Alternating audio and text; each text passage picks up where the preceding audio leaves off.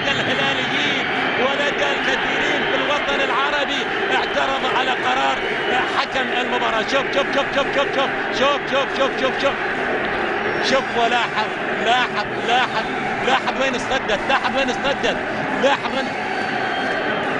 وين استدت.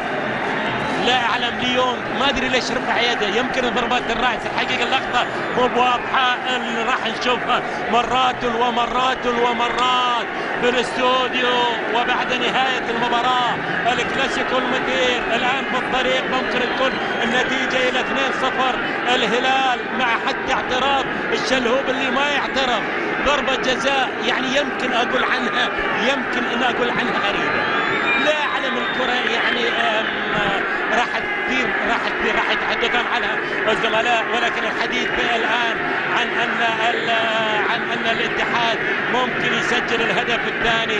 نور في افضل حالاته اعتقد يعني، وبصريح العباره شخصيا اتوقع للاعب في افضل حالاته نور اعتقد قادر على تسجيل الهدف الثاني.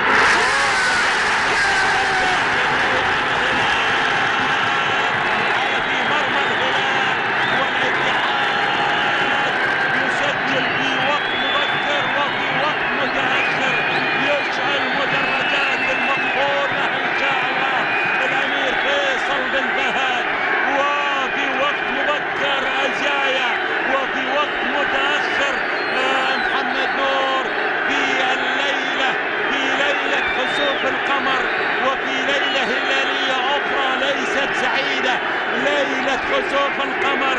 يتقدم قمر الاتحاد المضيء محمد نور ويسجل الهدف الثاني لمصلحة الاتحاد. صارت 2-0.